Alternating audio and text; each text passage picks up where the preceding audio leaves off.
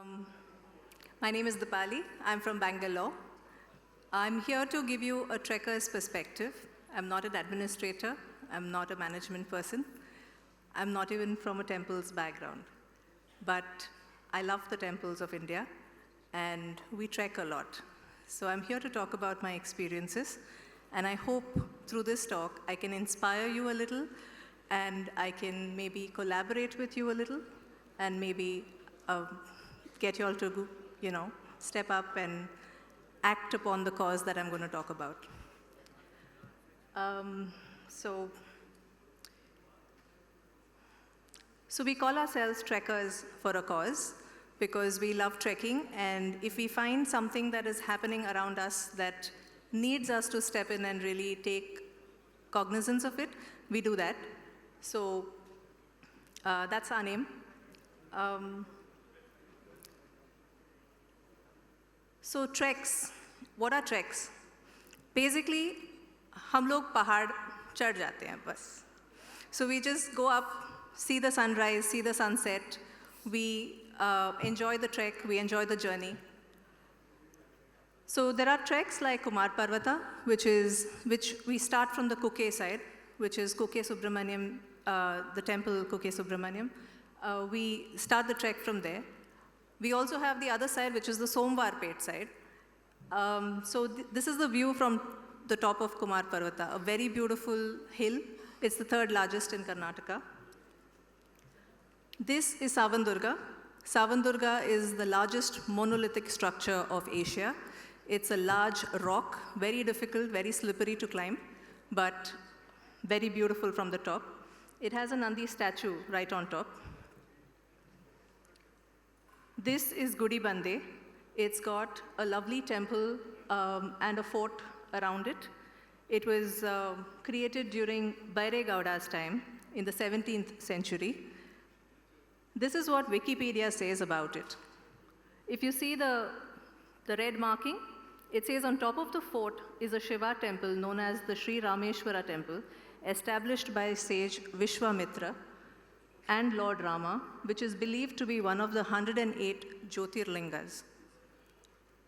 So now what is common about all of this? Why am I telling you all about this? Any answers?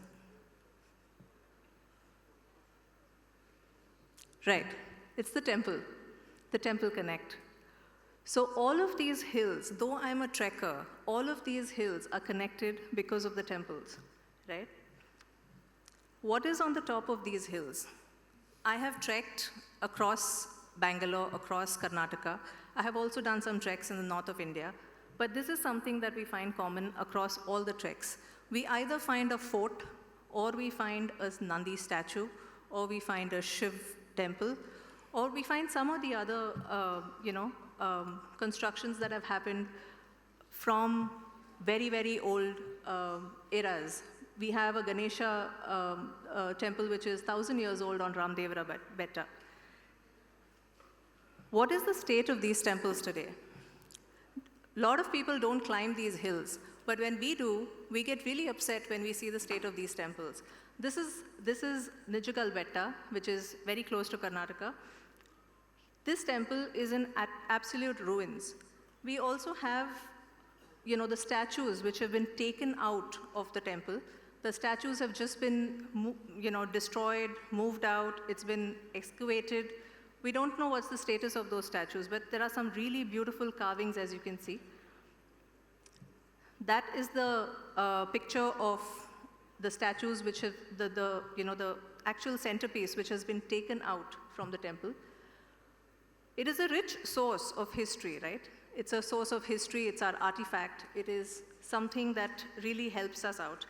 Gudi Bande, like you saw earlier, is a network of passages in the fort. If you look at this fort, you see the passages. The king of that time has actually created secret passages to reach the temple and then to reach his boarding. So this is the kind of history that is lost today. And what are we doing about this? What is, the government, what is all of us doing about it? So my first question to you all is really how might we protect and conserve our religious temples in remote areas. Because all the major temples we already know about, all the major temples we already visit and take care of.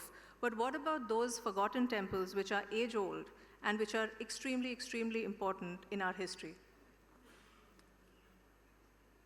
Coming to the Shiv Gange project, the reason I'm here. Shiv Gange is an important temple in the south. It's also called the Dakshin Kashi. It's a beautiful, beautiful temple. We have 360-degree views of the entire Bangalore, Tumkur area from the top of this temple. It has about 4 or 5 major temples. Here is a list of all the important temples that it houses. It has the Kanva Tirtha, the Agastya Tirtha, the Kapila Tirtha. It also has a life-size statue of Lord Ganesha, which is extremely beautiful. It has the Gavi Gangadeshwara temple, which is having a legend that if you pour ghee on it, it turns into butter. A lot of people come to see this temple. Then there's the Shardamba temple, the Honna Devi temple, the Olakala Tirtha, which is a sacred spring that flows in the middle of the hill. It's not at the bottom, it's not at the top, it's in the middle of the hill. And people actually believe that if you go to that particular water and touch it, you're washed of your sins. Shiva Parvati statues outside the cave temple, the Nandi statue right on top, and there's Patala Ganga, which is said to even connect to Antar Gange. So this is, anybody who touches the water it's very difficult to touch water in Patal Gange. The flow of the spring is such that it doesn't stay in one particular level. So if you put your hand into the hollow, you can actually touch it, or you may not touch it. So it's a very interesting legend that we see. This is the climb up Shiv Gange. It's an 80-degree climb. You get a 360-degree view around the whole place. And we get about 2.5 lakh devotees during Sankranti and during Mahashivratri. So it is a huge number. It's also called the Dakshin Kashi, like I already mentioned. Here are some pictures of the place. This is the 80-degree climb on the left, the Nandi statue, which is right on top, and you have the Shiva Parvati statues, which is, on the way. This is the Olakala Tirtha, where you see the spring flowing, and people actually step down here to touch the water so that they're washed away, washed off from their sins. Now here, I want to show you the current situation. That is the Olakala Tirtha. There's a temple here, and this is the temple situation.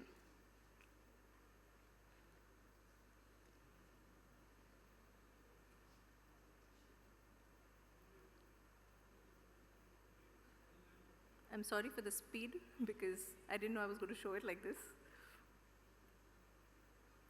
But that's where the Nandi statue is, and that's where the trash is. And that's how close the temple is. Now, this is where I was standing, and like I normally do when I'm passing a temple, I was just closing my eyes, praying, and telling a quick prayer. I took a step back, and I heard a loud crunch of a water bottle under my foot. It did something to me. It really triggered me. I didn't like it. I felt frustrated. I felt irritated. I was like, how is God's home so dirty? And how are we who visit God's home for blessings and for so many other things, how are we okay with this? What can we do to really change this? And then I was like, but why should I bother? I'm a trekker. I'm not here to see the temple, right? I'm here to go up to the top of the hill, enjoy the view, and then go home. So why should I be bothered about all of this trash? It's not my problem. And then I just picked up the phone and asked myself, what am I going to do about it? And just sent out a message to my trekking friends and basically told them that, I'm planning to clean up Shiv Gange next Saturday at 7 in the morning, but I'm not giving out t-shirts, I'm not making a TT ready, I'm not giving you breakfast, I'm not giving caps, I'm not giving any certificates at the end of it. If you are interested to help me clean up Shiv Gange, please join me at 7 a.m. on Saturday. 85 of my friends turned up, and that's how this entire cleanup project started.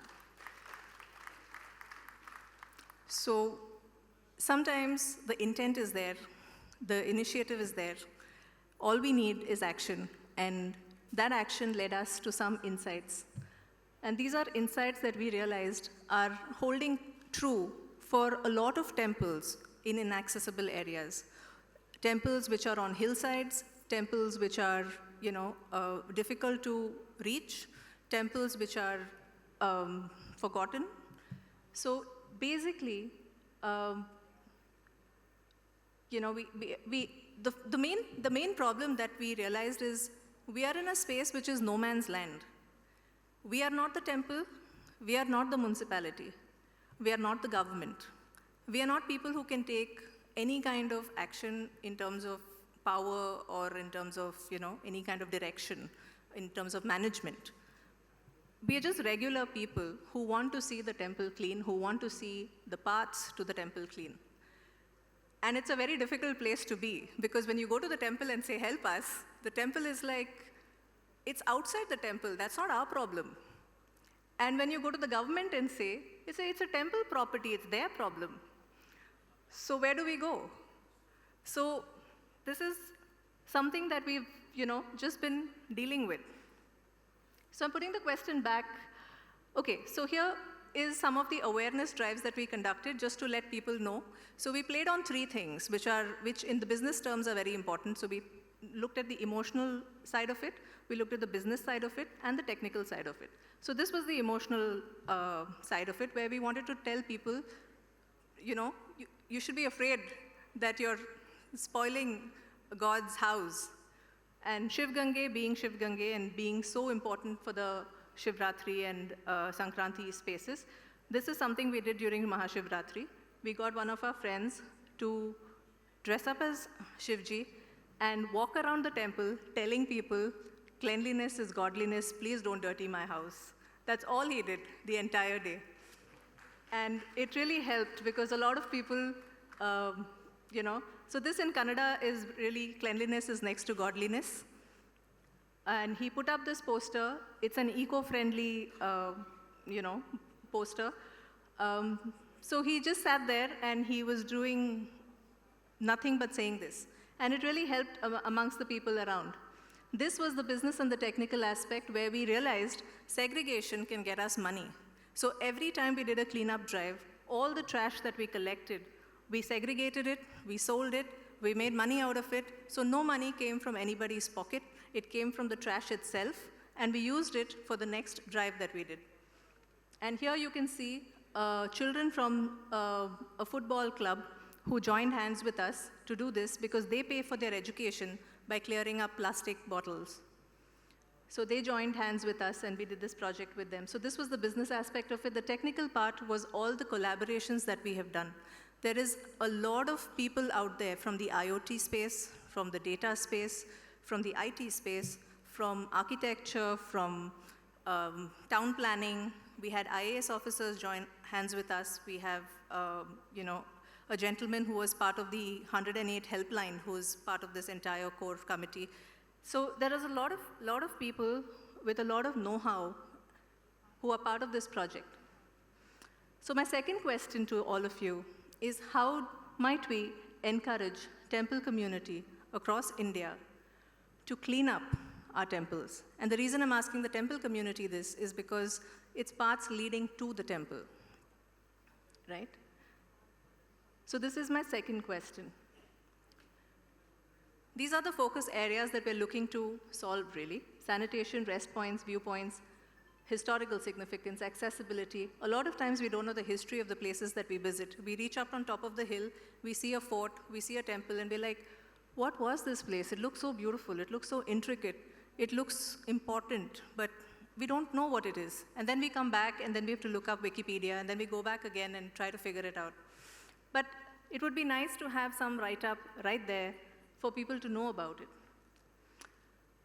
This is a problem across temples. When I went to Darjeeling for my mountaineering course, there also, being a hill, being a mountain, it is the same problem. People still go and throw trash down the slopes. People still burn the trash. People still want to hide the trash. So there is the thing about putting a stone inside the bottle and taking the bottle and throwing it as far as it can go.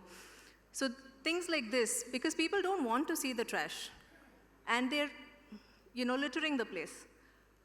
So we have to find ways to really, how much time can you hold on to a banana peel? I want to put this out there. How many minutes do you think you can hold on to a banana peel after you've eaten the banana? Not long. Especially if it starts getting sticky, not long. So you definitely will look around for a dustbin. That's the first instinct. Or you will look for a place to go and put it down, right? You don't want to hold it. And that is where the whole littering concept starts.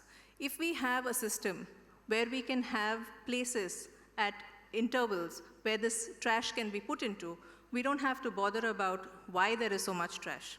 And then, of course, is the whole system of who is going to clean up the dustbins, who is going to bring the trash down, what happens to the trash after it is brought down from the hill.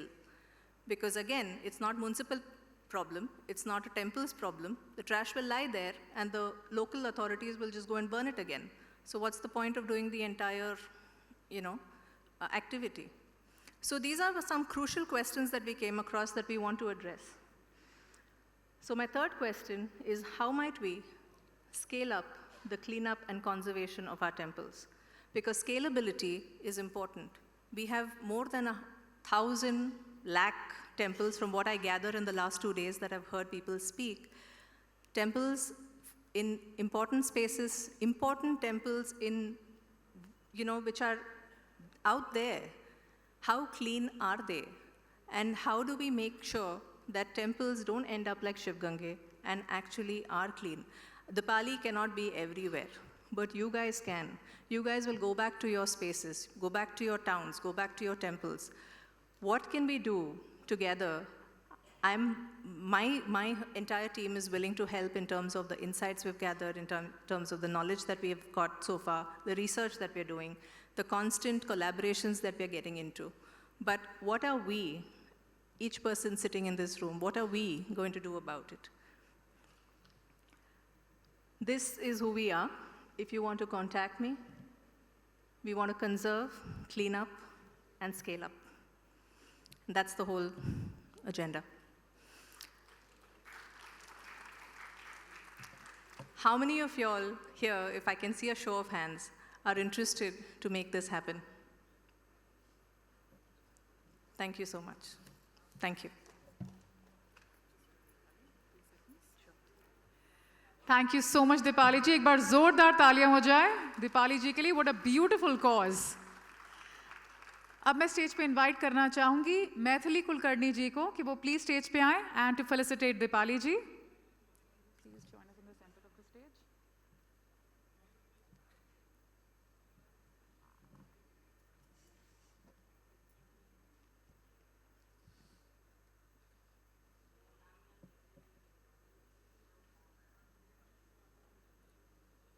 दोस्तों एक बार जोरदार तालियां हो जाए